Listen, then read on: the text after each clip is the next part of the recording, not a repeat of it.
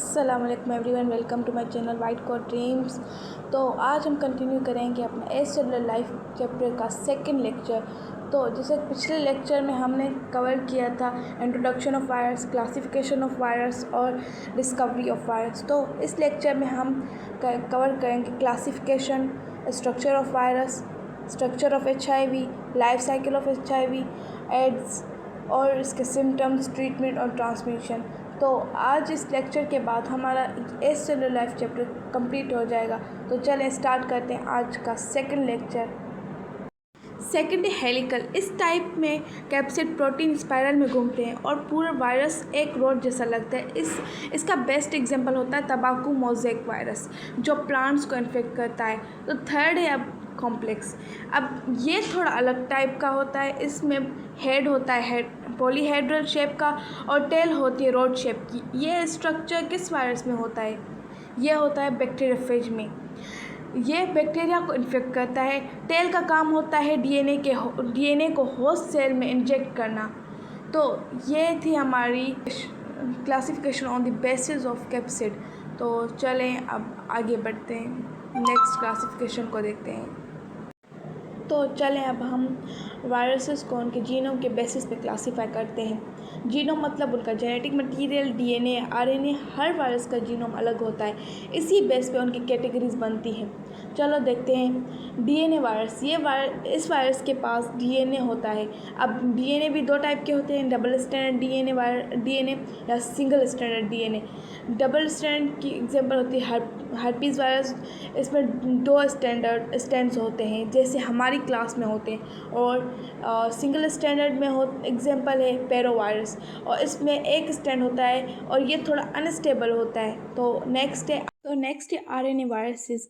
ये viruses RNA genome रखते हैं। आरएनए भी मल्टीपल टाइप्स का होता है, जैसे कि डबल स्टैंडर्ड आरएनए और single standard RNA. Double standard RNA की एग्जांपल होती है रियो वायरस। और double standard RNA rare type है क्योंकि दोनों स्टैंडर्ड आरएनए के होते हैं। और सिंगल स्टैंडर्ड आरएनए, अब ये थोड़ा ट्रिकी है क्योंकि सिंगल स्टैंडर्ड आरएनए भी दो तरह के होते हैं, जैसे कि पॉजिटिव सेंस आरएनए और नेगेटिव सेंस आरएनए। अब पॉजिटिव सेंस आरएनए के एग्जांपल हेपेटाइटिस सी वायरस। ये डायरेक्ट होस्ट सेल के राइबोसोम से प्रोटीन बनाता है और सीधा ट्रांसलेशन करता है। और नेक्स्ट है नेगेटिव सेंस आरएनए। और नेगेटिव सेंस आरएनए की एग्जांपल होती है इन्फ्लुएंजा वायरस। ये पहले एमआरएनए बनाता है, फिर ट्रांसलेशन होती है। और उसके बाद नेक्स्ट है कि कुछ वायरसेस के पास सिंगल स्ट्रैंडेड एसएसआरएनए होता है, लेकिन वो डायरेक्टली होस्ट के राइबोसोम से प्रोटीन नहीं बनाते। पहले वो अपने आरएनए को एमआरएनए में कन्वर्ट करते हैं और फिर उस एमआरएनए से प्रोटीन बनाते हैं। इसलिए हम कहते हैं कि उनका सिंगल स्ट्रैंडेड आरएनए टेम्पलेट की तरह काम करता है।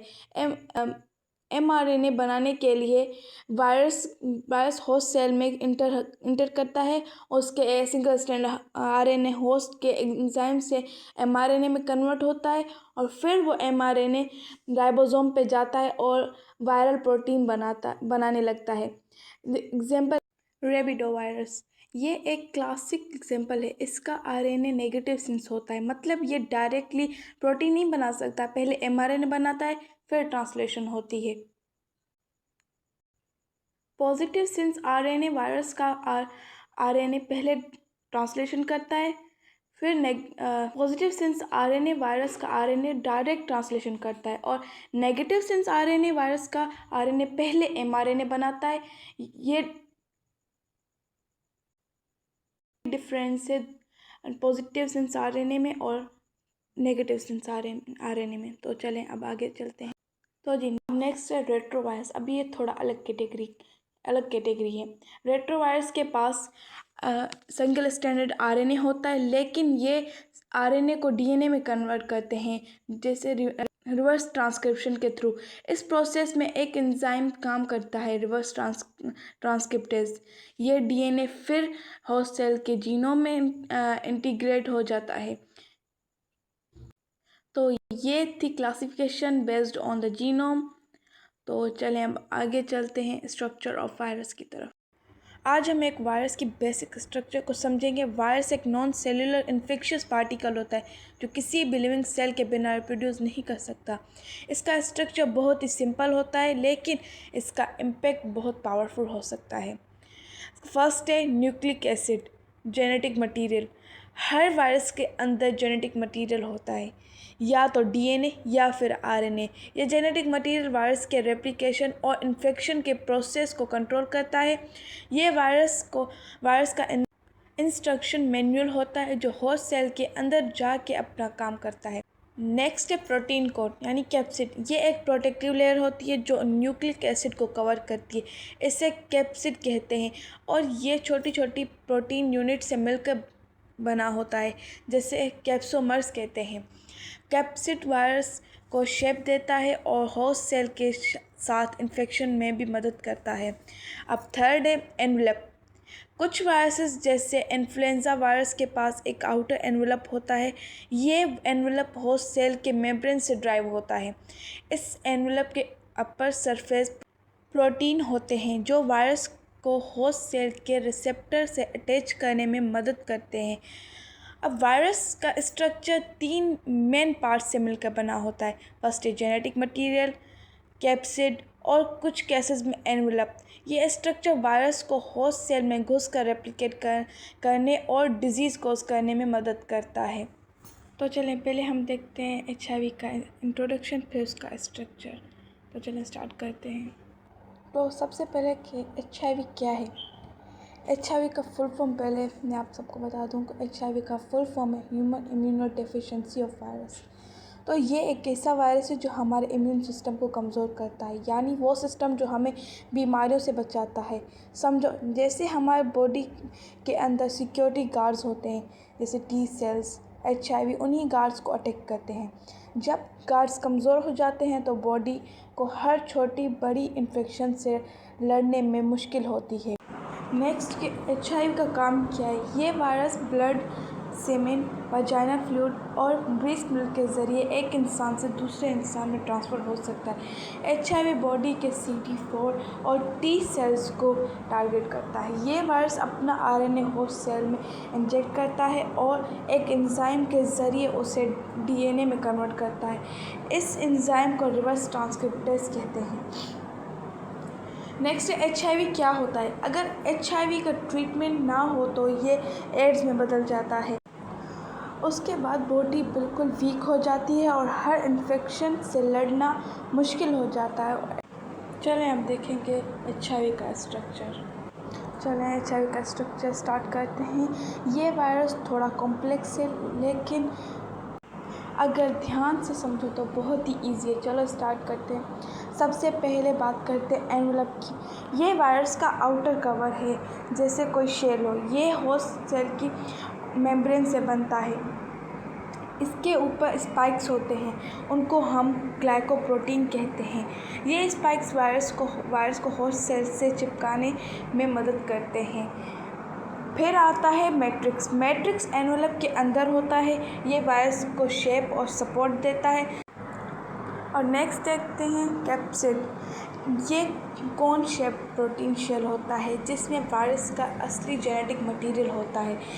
ये कैप्सिड वायरस के कोर को प्रोटेक्ट करता है। अब देखते हैं कैप्सिड के अंदर क्या होता है। HIV का जेनेटिक मटेरियल होता है RNA। ये जिगजैग स्ट्रैंड के फॉर्म में होता है। यही वो चीज़ है जो वायरस को मल्टीप्लाई करने में मदद करती है। और एक बहुत इम्पोर्टेंट एंजाइम रिवर्स ट्रांसक्रिप्टेज। ये एंजाइम RNA को DNA में कन्वर्ट करता है।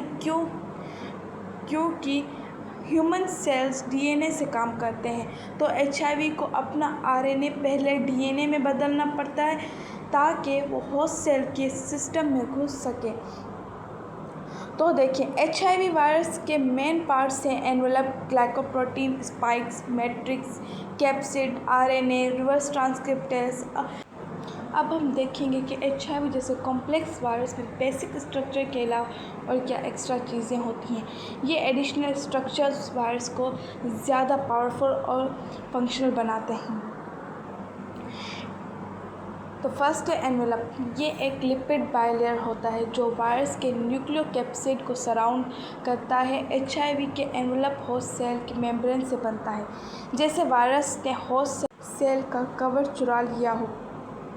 इस एनवेलप के ऊपर ग्लाइकोप्रोटीन स्पाइक्स होते हैं जो होस्ट सेल से अटैच होने में मदद करते हैं। अब स्पाइक्स जो होते हैं वो ग्लाइकोप्रोटीन्स होते हैं। ये प्रोटीन्स एनवेलप या कैप्सिड के सरफेस से बाहर निकलते हैं। एचआईवी में ये स्पाइक्स CD4 या टी सेल्स के रिसेप्टर से बाइंड करते हैं। ये बाइंडिंग वायरसेस के एंट्री के लिए ज़रूरी होते हैं। अब नेक्स्ट है मैट्रिक्स प्रोटीन। ये एनवेलप के अंदर की साइड पर लाइन पर होते हैं। ये स्ट्रक्चर सपोर्ट देती हैं और वायरस की असेंबली में मदद करती हैं। एचआईवी में ये प्रोटीन वायरस को शेप और स्टेबिलिटी देते हैं। एचआईवी में ये प्रोटीन्स वायरस को शेप और स्टेबिलिटी देते हैं। नेक्स्ट है वायरल एंजाइम। एचआईवी अपने साथ कुछ एंजाइम्स कैरी करता है, जैसे रिवर्स ट्रांसक्रिप्टेज, इंटीग्रेज और प्रोटीज। ये एंजाइम्स वायरस को रेप्लिकेशन के लिए बहुत इंपॉर्टेंट होते हैं। रिवर्स ट्रांसक्रिप्टेज आरएनए को डीएनए में कन्वर्ट करता है। इंटीग्रेज वायरल डीएनए को होस्ट डीएनए में इंटीग्रेट करता है। प्रोटेज नए वायरसेस पार्टिकल्स को मैच्योर बनाता है। तो देखा, एचआईवी सिर्फ एक सिंपल वायरस नहीं, इसके पास एनवेलप, स्पाइक्स, मैट्रिक्स प्रोटीन्स और अपना एंजाइम भी होता है। ये सब मिलके एचआईवी को होस्ट सेल के अंदर घुसने,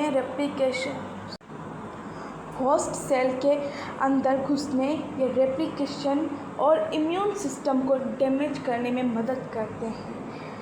तो चलें अब देखते हैं लाइफ साइकिल ऑफ एचआईवी।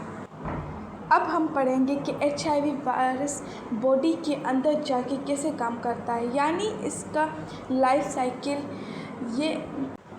ये स्टेप्स बहुत इम्पोर्टेंट है क्योंकि इसी से पता चलता है कि वायरस कैसे मल्टीप्लाई करते हैं और इम्यून सिस्टम को डैमेज करते हैं। अब फर्स्ट है अटैचमेंट एंड पेनिट्रेशन। एचआईवी सबसे पहले होस्ट सेल के सरफेस पे जाके चिपकता है, स्पेशली CD4 और टी सेल्स के रिसेप्टर से। ये स्पाइक्स के ज़रिए अटैच होता है, फिर सेल के अंदर घुस जाता है। सेकंड है अनकोटिंग। सेल के अंदर जाने के बाद वायरस अपना आउटर एनवेलप हटा देता है। इस प्रोसेस को अनकोटिंग कहते हैं। अब अंदर के आरएनए और एंजाइम फ्री हो जाते हैं। अब नेक्स्ट है रिवर्स ट्रांसक्रिप्शन। अब एचआईवी अपने आरएनए को डीएनए में कन्वर्ट करता है एक स्पेशल एंजाइम के ज़रिए, जिसे रिवर्स ट्रांसक्रिप्टेज कहते हैं। ये स्टेप बहुत ही क्रूशियल होता है क्योंकि ह्यूमन सेल्स डीएनए से काम करते हैं। तो नेक्स्ट है इंटीग्रेशन। जो वायरल डीएनए बना है वो होस्ट सेल के डीएनए के अंदर घुस जाता है। अब वो सेल एचआईवी के इंस्ट्रक्शंस के मुताबिक काम करने लगता है। फिफ्थ है रेप्लिकेशन। होस्ट सेल अब नया वायरल आरएनए और प्रोटीन बनाना शुरू कर देता है, जैसे कैप्सिड, एंजाइम, स्पाइक वगैरह। अब अगला है असेंबली। सब नए पार्ट्स मिलके एक नया एचआईवी वायरस पार्टिकल बनाते हैं। इस स्टेप को असेंबली कहते हैं। अब इसके बाद है रिलीज़। ये नया वायरस सेल से बाहर निकलता है और दूसरी सेल्स को इन्फेक्ट करने लगता है और साइकिल दोबारा शुरू हो जाती है। अब देखो, पहले क्या हुआ, पहले एचआईवी CD4 सेल के साथ अटैच हुआ, ठीक है, और उसके बाद डीएनए से आरएनए बना, जैसे रिवर्स ट्रांसक्रिप्टेज। उसके बाद डीएनए इंटीग्रेज हुआ होस्ट जीनोम के साथ। फिर उसके बाद न्यू वायरस पार्टिकल्स बने।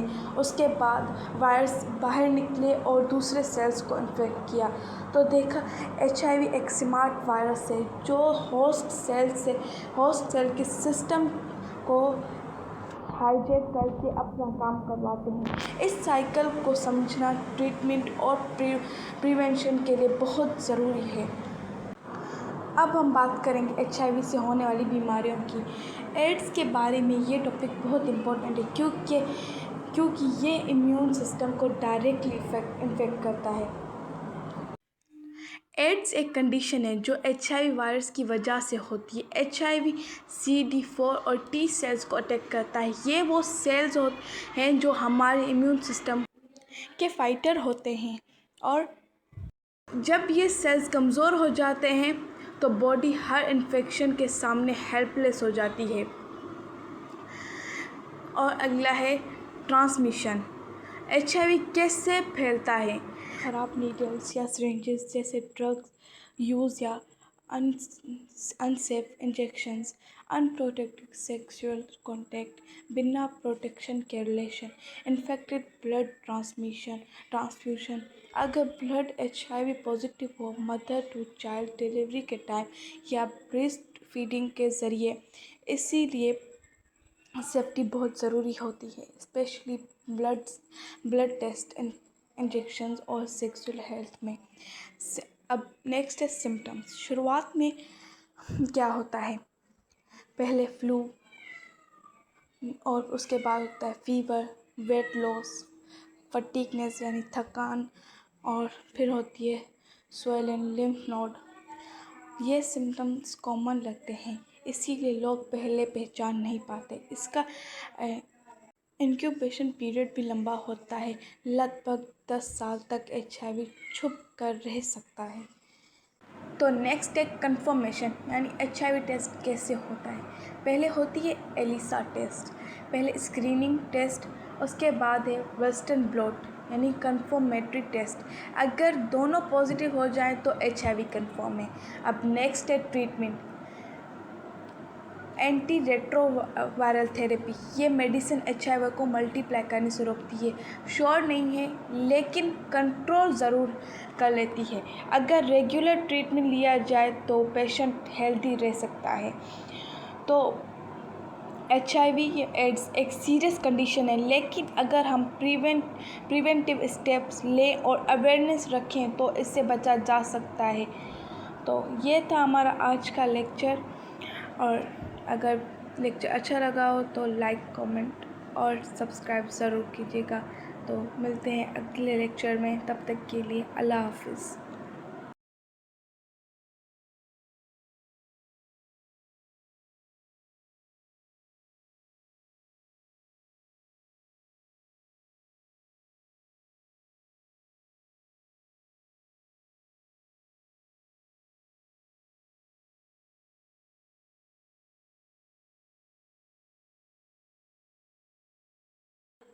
तो ये था हमारा आज का लेक्चर।